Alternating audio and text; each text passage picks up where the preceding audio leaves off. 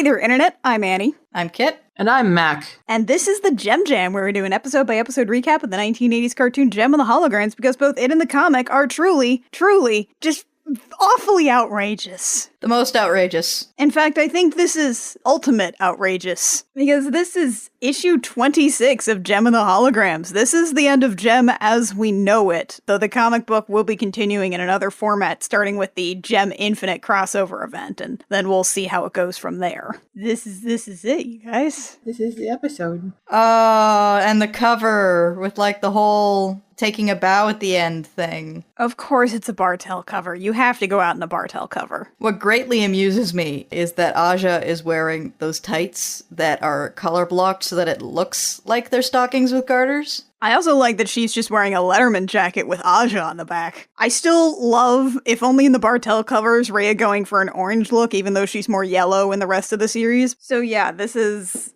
truly outrageous part 3. Spoiler alert, everybody. There's no riot in this. Yeah, that's weird. Considering that last time we saw Jerrica, she was being propositioned by Riot. We should date! I mean, there's a lot of stuff going on here, so I don't know, Riot died on the way back to his home planet. What the recap page covers is Rio finding out that Jerrica is Gem. Still, holy crud. Rhea getting approached by the camera crew being like, we know Gem has a secret, you should tell us what it is. Rapture and Minx decide to break up Kimber because they think she is the worst. Aja is genuinely concerned as to whether Rio will blab Gem's secret to everybody and thus end their careers. And Jerrica's very upset by this. And the most important thing happens, which is Kimber trips over a ledge, falls down, and then wakes up next to lava. Which is where we start the next issue. On a ledge, somewhere in Maui. Maui doesn't even have any active volcanoes, right? It doesn't. Kimber sits up and she's like, I'm so hurty. Why is everything hurty? And she's got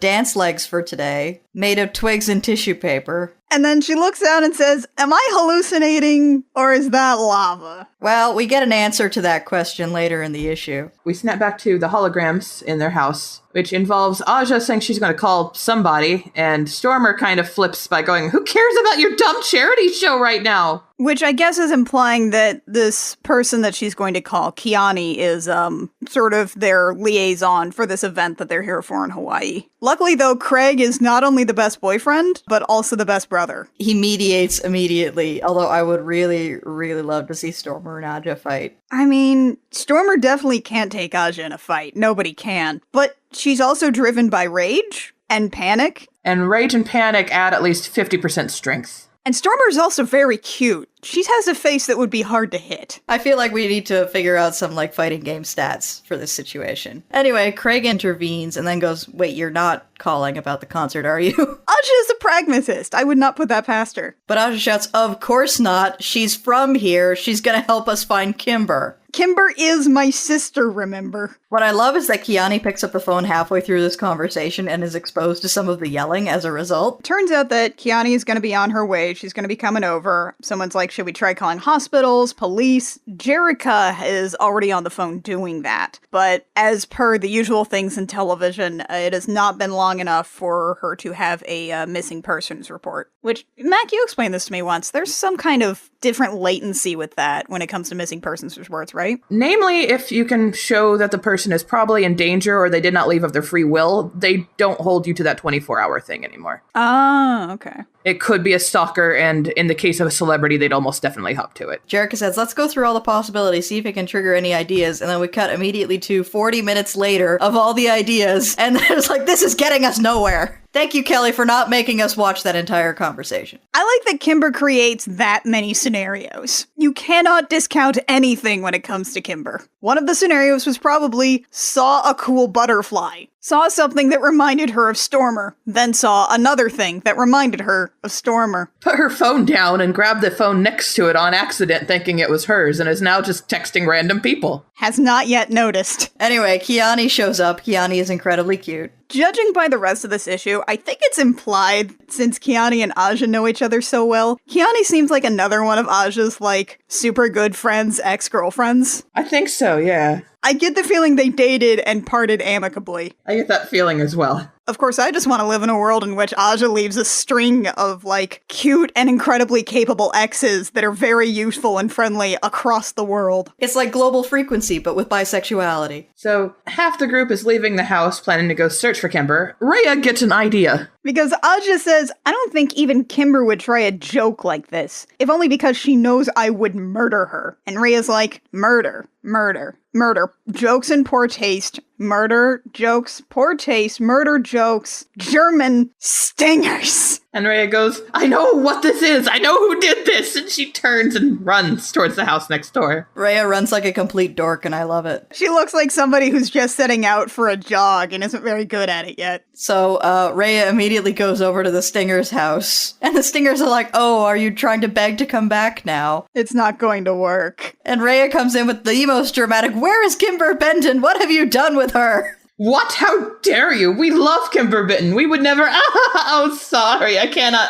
It's too hard to pretend to love Kimber. Ah, truest thing. They are terrible and I love them. And they hate Kimber, which means that both of our blue-haired ladies are about to kill. Craig grabs his sister. Kiani grabs Aja. And we get a great shot of Rhea's arms. Oh my god, right? They are lovingly depicted super muscles. Rhea's like, start talking, or we let Stormer and Aja have their way with you. My guess is you're not gonna look so pretty when it's done. Ugh, it is no big deal. We try to break up Kimber and her girlfriend, send her on a date and have her stand it up. Stood up. Yes, stood up. So then they fight. It's harmless joke. What's really great about this panel where Kiani is holding Aja back is that Kiani says, yeah, I fought Aja before she bites. So, it turns out that Kimber hasn't come back. It might not actually be so harmless, which is also great because it absolutely was a harmless joke. Yeah, it was a harmless joke. It's just Kimber happened to it. I do really love this panel where Minx and Rapture are both going, oops. I love that Minx is going like, oops. Just very good poses. And Rhea's like, get in the car now. All right. So bossy. Rhea's even escorting Rapture to the car. She's in the same kind of pose as though she is, like, escorting a fugitive to a police vehicle or something. She definitely hasn't pinned Rapture's arms behind her back, but she looks like she's strongly considering it. So we go to somewhere in Maui again. We come to that cliffside romantic picnic that the lady set up. And while everybody is going towards that picnic table, Rapture and Minx have an aside, and Rapture's like, I hope nothing really happened to her. Yes, this is a less fun now, and as Minx points out, plus I am a tiny amount afraid of Aja. Same. As you should be. Meanwhile, Stormer has found Kimber's phone, and if Kimber is without her phone, she must be dead. So they shout for her, and then Minx thinks to look over the edge of the cliff and sees, oh, red hair! Mach schnell.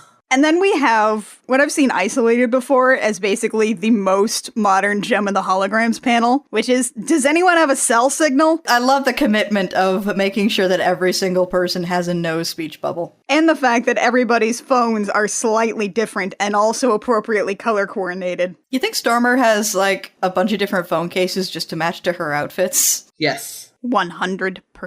I also love how all the Stingers and ex-Stingers have matching phone cases. And then Kiani once more takes charge of the situation. She says, Shayna, you and Rhea drive down the mountain until you get a signal, then call an ambulance. Also, I have climbing gear in my freaking Jeep. We're doing this. Aja, get swole. I love how Aja doesn't even argue. It's just, yep, we're going down to get my sister. They must have had a great relationship while they were together. It was like extreme dating. As they're rappelling down the cliffside, Kiani calls out to Kimber, and that's when we find out that she's not next to lava at all. Watch out for the lava. She is actually near the water side, though, so she's on, like, the edge of the island. However, no lava. Lava? What is she talking about? I'm not sure. Hallucinating, maybe? Oh, I'm kind of disappointed. Yeah, I'm sorry this isn't Mount Watanata Hoodoo. Watanui Hoo-Hoo?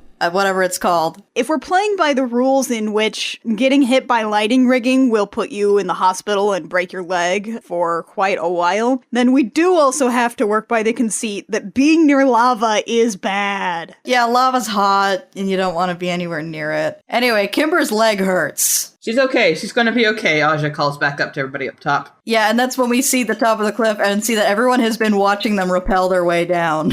And Minx says, oh, thank God, because obviously she didn't want to be beaten up by Aja. So we go to the Maui hospital. It's clear that some time has passed because Kimber says that they are releasing her today. And Kiani brings her flowers and says, can't have you dying before the big show. Yes, finally, someone who has priorities I can get behind.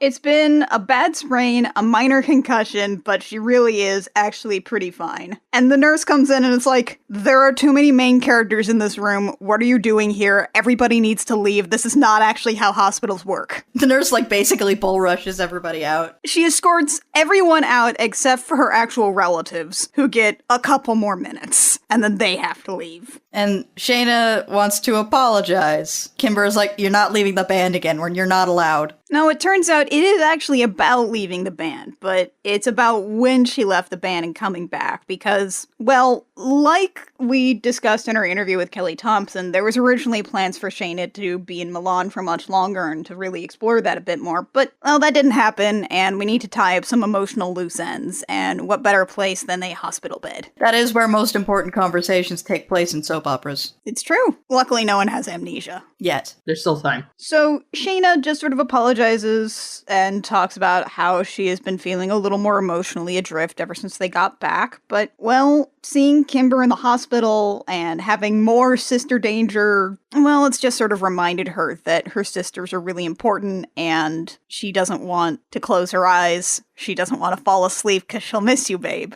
Oh God, Annie! And she don't want to miss a thing. You keep doing this to me. What have I done besides support you day after day after day? This is how you support me, Kit. And then Rhea comes in. She comes in on the family sister hug, where Kimber is like, be careful of my ouchies. And she's like, I have, another secret. I was hoping that this other problem would be riot-related, but it's not. It's more loose ends we need to actually directly address. And I have to say that Rhea's posing in particular on this page where she talks is really good. Super cute. She is very curled in on herself. Yeah, because she's kind of expecting them to, probably be upset. Because she reveals she knows Jerrica's JEM. We get this great beat panel where they're all just staring at her. And I love that she just calls them the TV people, the ones following Stormer. Anyway, Rhea points out that the TV people have been heckling her for this big secret, and that probably Minx and Rapture are responsible, because again, that seems like a thing that they would do. Why did you ever voluntarily associate yourself with these people, Rhea? To be in a big band and play good music. It just turns out you can have that and also have a good working relationship with your band. Yeah, go figure. But Rhea needs help figuring out how to get rid of the TV people. And Jerrica goes full chaotic evil, although I would argue that this is lawful evil. So the line is, it may not be the secret they came looking for, or the band they wanted dirt on, but I think we can give them something juicy, and get some much needed payback with Minx and Rapture too. Kimber labels this as chaotic evil. This level of machination is definitely lawful evil, or even neutral evil. That's like Yugoloth level machination. And would you say that because it is working with some confines of laws and limits? Yes. Okay. Chaotic evil would just be, let's kill them. Let's kill the TV crew and the Stingers. Which Aja is for. Aja's the one who has the potential to go full chaotic evil. So we go back to the house that the Stingers have been staying at, where Rapture and Minx are just having some coffee in the kitchen. And oh, drop everything, Lindsay's show is on. Heck yes! I love it when Lindsay shows up. After the break, a local TV crew filming for the Misfits reality show in Maui caught Rapture of the Stingers on tape, talking about her dislike of fellow bandmate Minx. Could this trouble in paradise sound the end of the Stingers? Well, I mean, for starters, she's just a terrible musician, but that doesn't even begin to deal with her personality. Such a nightmare. And she's always saying words wrong. It's like, you're a world traveler, learn American already, and he thinks she's so smart. Oh god.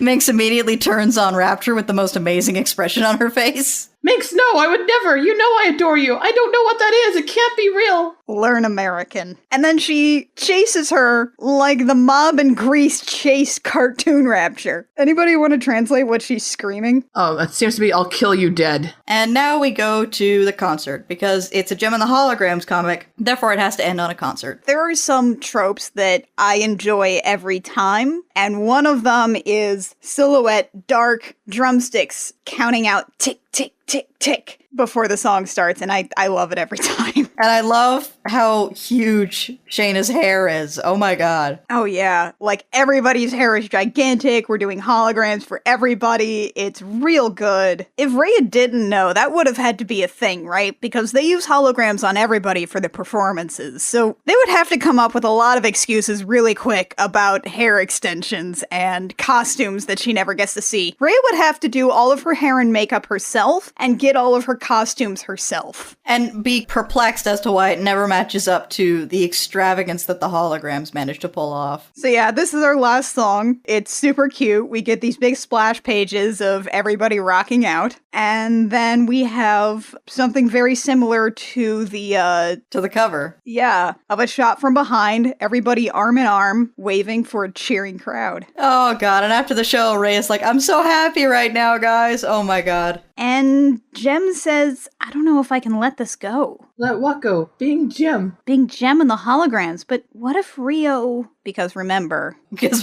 Rio knows. Speaking of which, we head home, back to the hologram house, and also Rhea's staying with them for a while. And can we also just talk real quick about how I think this might actually be my favorite Shayna look for the whole comic here? With her hair all swooped to one side? Yeah, that's real good. Yeah, and like that really cute long blouse. Yeah, with the black short shorts or a skirt or whatever that is, it's very cute. Mostly they talk about how it was a kind of an emotionally draining thing for Jerrica, and she's got a bit of a headache, and then they talk about how Kimber will constantly steal their clothes, and Kimber tries to defend herself, so they're like, no, you're thieving. Rhea really likes charcoal. Yeah, I mean, look, she's got a whole lot of yellow and black in her wardrobe. Charcoal was the most, like, variance that she was able to get for a while. And then Kimber abruptly comes to a stop and everybody crashes into her. And we get some great panels of them bickering. Ow, my butt. Who is touching my butt? Maybe if you move your leg and I sorry. And then they realize that the reason Kimber stopped is because Rio is sitting on their doorstep. How long was he waiting? Well, I kind of imagine that since this was all planned before they initially broke up, he had her airplane ticket, so he knew about when she was getting home. Remember, this is smart Rio. So Rio asks if they can be alone, maybe in the music studio, which, did Jerrica tell him that's where Synergy lives? Also, technically, since Jerrica has the earrings on all the time, Synergy is always listening. We try not to worry about that one. We get this great beat panel where they're just sitting there in awkward silence. And then she's like, how are you? He's been better. We have this wonderfully staged conversation where Rio is refusing to look at her while talking about how he has no idea where to go from here. Because if he looks at her, he'll want to get back together. And he's like, I don't think that's the right decision to make right now. An emotionally intelligent Rio. Thank you, emotionally intelligent Rio. Like, you lied to me. This is, I still love you. I can't turn it off, but it's not a good idea for us to date right now. Just give me some time. That's a good decision. That's a good, healthy thing to do. By the way, I'll keep your secret. I mean, it would make my career, but it would also break yours. It would be a dick move, and I'm not going to do it. However, that said, I think you should reveal it soon and on your own so that way you can control it. Which is more smart, emotionally intelligent advice from Rio Q Pacheco, boy reporter. And they finally look at each other. JEM says thank you. He says you're welcome. Rio touches her cheek. He definitely strokes her cheek a little and is like, I should go. Like, full on Commander Shepard, I should go, Nope's out. Oh, these dorks. Oh, and Jerrica's crying. And of course, everybody else is crowding outside the door to listen in. And she opens the door and she's not even surprised that they're out there. We didn't mean to snoop. We were just worried about you. She says, it's okay. And Shayna's like, no, it's not. Come here. Aw, hugs. Family hug. And then Kimber's like, well, silver linings, he's not outing us. Our careers live to fight another day. Kimber! And they all say, like, it's gonna be all right. We're here for you. We stick together, says Rhea, which is also great. Rhea, by the way, has been talking this issue about how, like, she has had brothers but not sisters, so she was excited about how much less violent and drama EU is going to be. I got some bad news for you, Rhea. And we go out on another family hug. Jerrica says, you're right. Whatever comes next, so long as we have each other, everything will be okay. Hell yeah, says Shayna. Cue the cross-time caper. Our next page is actually a reading guide for that, BT dubs. So yeah, that's the gem ongoing. We have a thank you from Sarah Gatos with a big collection of all the profile art. We've also got all of our main covers from the beginning until now, and there's an ash can of the recent annual, and oh man, you guys. This comic book has been coming out for over 2 years. 26 issues. Holy crud. The Avengers only get 11 issues these days before they get canceled and rebooted, and Jem went for 26. Before it got canceled and rebooted. Yep. If you want to hear a little more about why this is happening in such a way that this is our last issue, definitely check out our interview with Kelly Thompson if you haven't already. Towards the end, she talks a little about comics industry, how that works, how that functions, and why we're doing a crossover event instead of just like issues 27, 28, and 29. Comic books, everybody. They're hecked up. But that is going to do it for us recapping Jem and the Holograms, the comic book as it is known. I have no idea what's coming next, and I'm very excited about that. So join us next time for Jem Infinite, whatever that is. Again, we've been deliberately avoiding all information on it so it can surprise us as much as possible. Yeah, so don't worry about it, you guys. We'll be there for you. We'll be ready to scream about whatever it is that happens, especially because we know that Tech Rat's in it. Tech Rat, our son! Our boy, our beautiful boy. He's growing up so well. The Jem Jam comes out every Sunday on iTunes, SoundCloud, Stitcher, and YouTube. You can find us on Twitter and Tumblr. We are at the Jem Jam just about everywhere except on Twitter, where we are at Jem Jam Cast. If you like what we do and you want to support us, a like, rating, review, subscribe, comment, wherever you find our podcast is always really helpful. Helps us get discovered, helps our metrics, helps us feel good about not crying about the end of this book. It's fine. If you want to support us with money, you can do that at patreon.com/thejemjam. For a couple bucks a month, you can help support this and other projects like I Will Fight You, which is our other podcast. It's just had a great episode on Transformers. We've got one coming up on Ever After, which is going to be so good. Join us next time for Jem Infinite, aka the Cross-Time Outrageous Caper. The Outrageous Cross-Time Caper? I like it. The Outrageous Cross-Time Caper. It'll be just like 1989, but more outrageous. Until next time, dear listeners, I'm Annie. I'm Kit. And I'm Mac. And this has been the Jem Jam, where we remind you, outrageous means family. Oh, God. Family means nobody gets left behind or forgotten.